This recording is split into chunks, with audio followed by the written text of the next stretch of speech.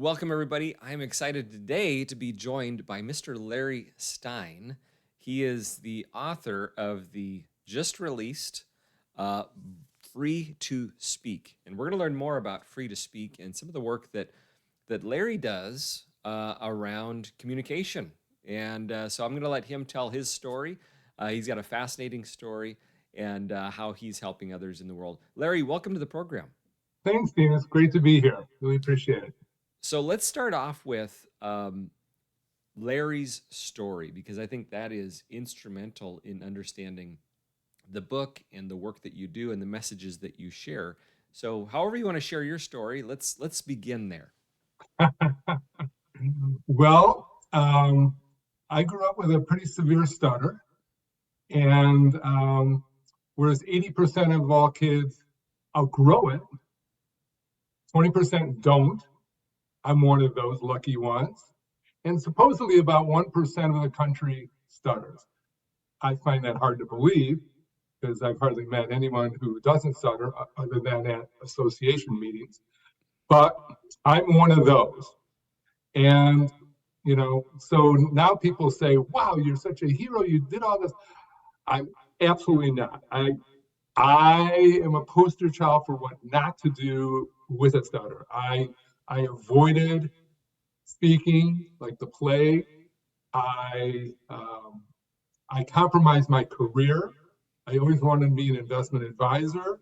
I began investing at the age of 11, and but when I got into getting ready for college, I just realized that I could barely talk, and I ended up going into something that I thought wouldn't force me to talk much, to become a CPA. So I got a CPA, master's in tax.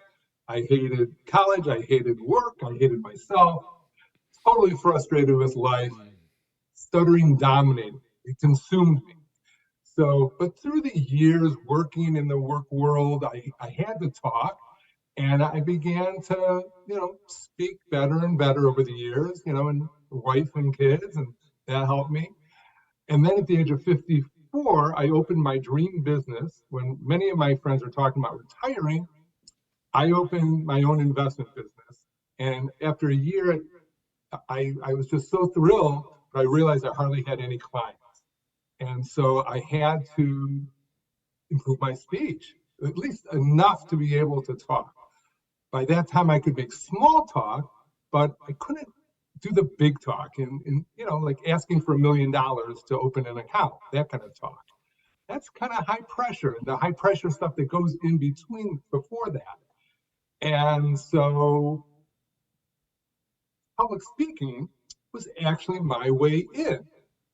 Hard to believe, but I was asked to be on a board of a little tiny nonprofit. My cousin was an operating director, and they asked me to be on the board because they only had old people. And I said, sure. I mean, no one asked me to do anything but play sports in my life, because I had a hard time talking. And I said, sure, and then 3 or 4 years later, they asked me to be the president, because the only other person who would be the president was 85 years old and not exactly at the top of forgetting. So I, of course, said no, because I'd have to lead board meetings. I'd have to give a 5-minute talk once in a while, maybe once a quarter. And the last time I had given a speech was when I was an accountant, and it was a 10-minute talk that took 28 minutes. That's how severe my stuttering was, okay? That gives you an idea. And so, but after leading, but I finally said yes after about 3 or 4 times. And after leading board meetings and giving these little 5-minute talks in which I, was really shaky, but I got through them, I realized something, that I speak better when I public speak. And so in 20 seconds, I made this like a hot discovery, and I decided I'm going to public speak all the time.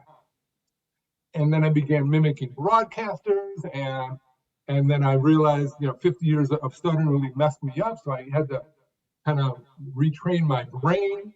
And frankly, I did it by doing the opposite of every inclination I had.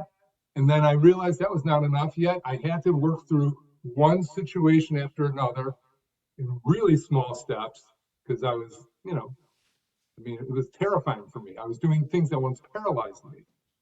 And I began to, and at the top of my hierarchy was to say my name. I thought if I could say my name, I could maybe build this business. And at the age of 57, I was finally able to say my name. That's pretty much that story. And that's why public speaking to me is just such a huge thing, because not only am I incorporating everything that I learned to be able to do this, but even as a little kid with the severe stutter, I marveled at people who could do that, and I wanted to do that.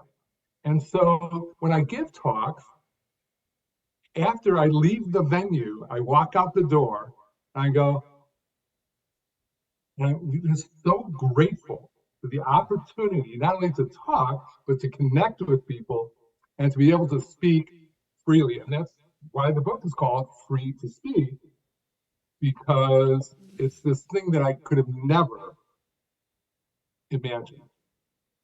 It's a remarkable story, and it to me speaks more broadly than to the challenge of stuttering, but really resonates with me about the resilience to overcome the challenges that, each person has some sort of challenge that they're faced with.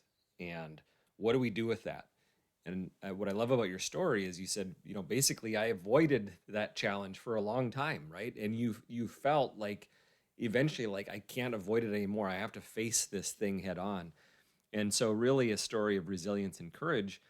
And it's very inspiring, for me as a person, as a human. And You I are wouldn't human. I wouldn't classify myself. You mentioned that, the estimate of 1% of people stutter, but you heard me even in our conversation here. I have a tendency to repeat words. It's kind of my thing that I have to be aware of and manage. And so everybody has their thing, whether it's their stage thing or whether it's their, whatever their thing is. And so that's what I love about it. So tell me a little bit about the inspiration for setting yourself on the path to write a book, and then tell us a little bit about what the book is, who it's for, and what you're hoping for this book. And you had a really great launch and some good news on that. So expand on some of this around the book for us. So after I finally felt confident with my speech, after I could say my name, and then I, still had to work through some things, but the first inclination I had when I was feeling this confidence, and that confidence did not come easy. I mean, believe me, it was this is a 2-year journey after decades of trying 1,000 different things. I felt this incredible gratitude, and at the same time, I felt this need to share what I learned, to share my experience, and to just reach out to people who stutter. And I remember getting up like a Sunday morning. I'm still in the t-shirt that I slept in. I hadn't even brushed my teeth. I just went downstairs and I put on a video camera and I videoed myself. And that was my first video. And since then, I've done many, many other videos. And so, in writing the book was, it was like a life dream come true, a dream I never had. But once I finished, but once I felt like I had kind of gotten through this, I felt I had to share everything I know, and I couldn't hold anything back. And that's what I did. I could have written the book very quickly because it was all in my head. It could have been less than a year, but I ended up spending probably more than 3 years doing this because I wanted to make it right. I wanted to give people the most value that they could get. And so even at the end, there's a roadmap of how I would suggest going about what I did. There's answering 20 questions for people who stutter, because I get questions from people all over the world. So Free to Speak basically is in 3 parts. The first part is what I went through and the struggles up to age 55. And it's so funny, people from all over the world are writing me, this is me. I've gone through this. I go, I know, we've all gone through the same stuff. And then the second part was working through it. And that's kind of an adventure. It's an adventure story because once I started to make a little progress and I felt it was real, it became this, it was like I was in a jungle. It was like I had a machete and I'm chopping through the jungle and discovering new things and coming up with new ideas for what to do next, because I just did this on my own. Years ago I had speech therapy and the big universities and all that stuff, no impact. This was all on my own, so I am just developing stuff on the fly, trying stuff. And as it turns out, one thing I did, I years later, I learned is a tenet of cognitive behavioral therapy by doing the opposite of every inclination I had. And another thing, going in really small steps, that's exposure therapy. I had no idea. I was just trying stuff. It was an adventure. And so I bring you through the adventure. And most people tell me that they're reading this in 2 days. They can't put it down because it just rolls from one adventure to the next. And then the last part is my insights on things. And those insights, yes, they are related to stuttering, but you have no idea how many psychologists and psychiatrists have written me saying that, wow, this is real, this is really valuable, and I'm going to show it to my clients. It has just been a thrill, but the biggest thrill has been the offshoot of all this, in that I now help people all over the world who stutter. I've talked with people in Kathmandu, talked to a guy in a yurt in Kurdistan.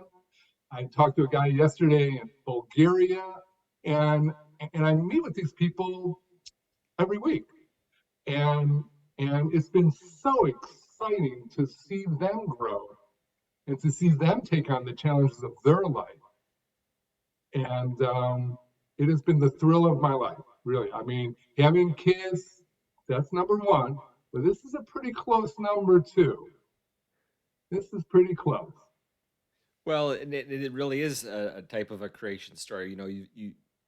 The image of hacking your way through the jungle is an important one, because it's like I've tried everything that the experts said should work and it didn't work. And so when we're left with no other answers, we're now out in the frontier.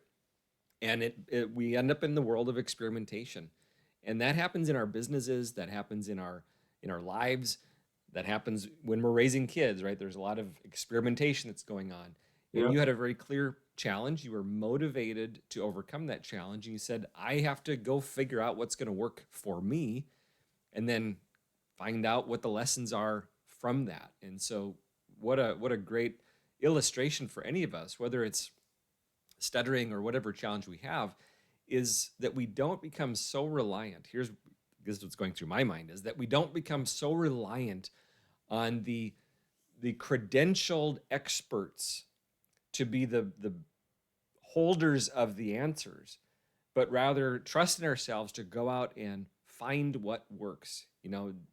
Birds don't get sent to flying school,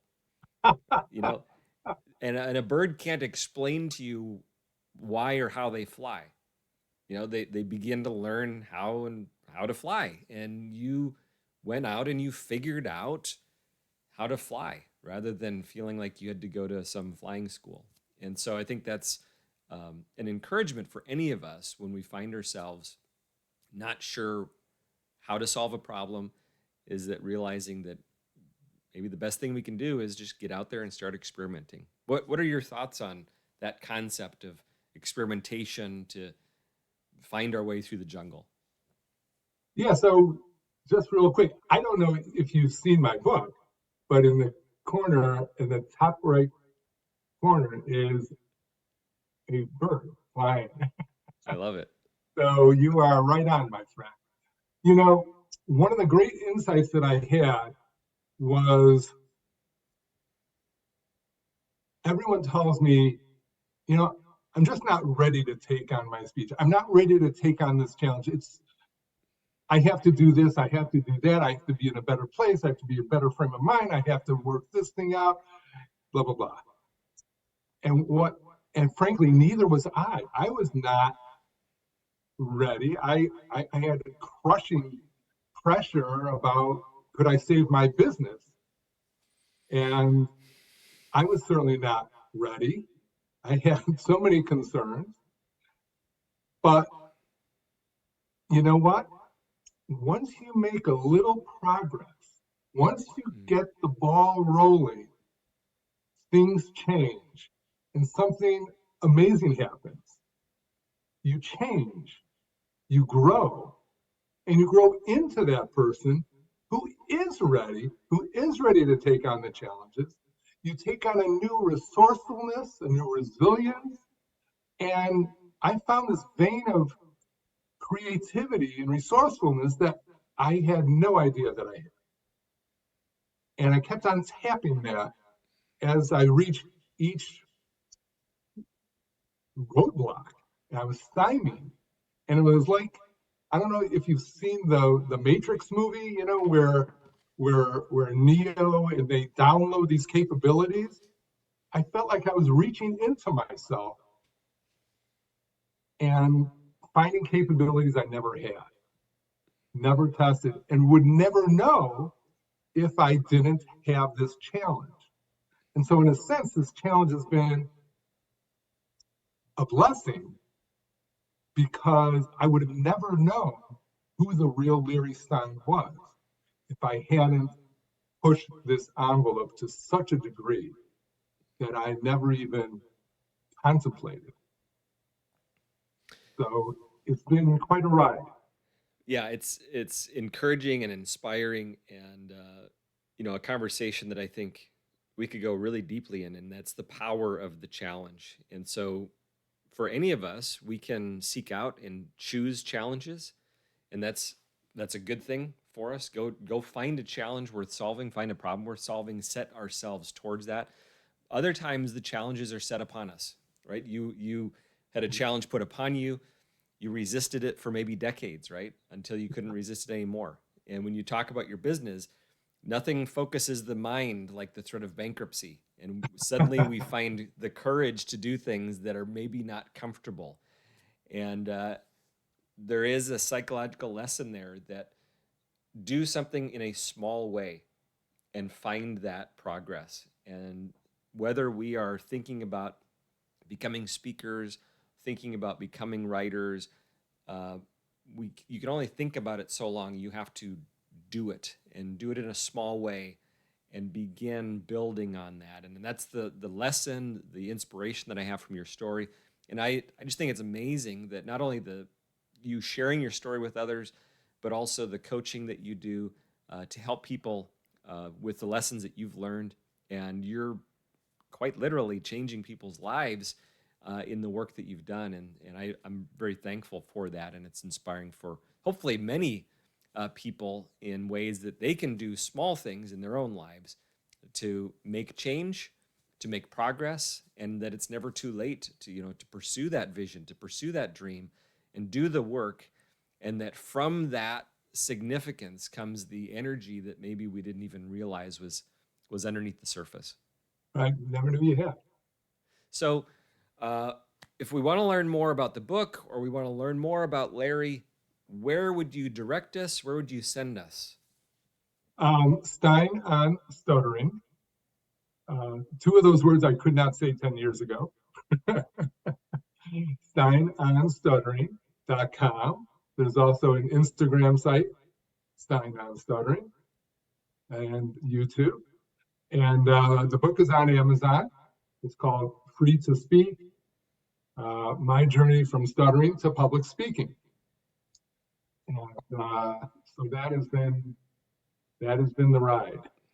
Wonderful. It's been a pleasure to hear your story, Larry, and to hear about the work that you're doing to help others overcome challenges like stuttering, but I think to inspire people to overcome any challenge that they might see themselves encountering. So thank you for being a part of the program today and our NSA Illinois community. Well, thanks so much. You know, the NSA Illinois community, if I can just interject, has been phenomenal to me. You know, here I am, you know, entering that broad arena, really not knowing anything. I've done some speeches with CEO groups, but not into the broad area. And the people have just been tremendous and generous in giving up their time and giving up their thought. And I really appreciate it. Well, it's a pleasure to have you a part of that community, and I look forward to hearing more great news about the book as it reaches more and more people. Thanks so much. Thanks, Larry.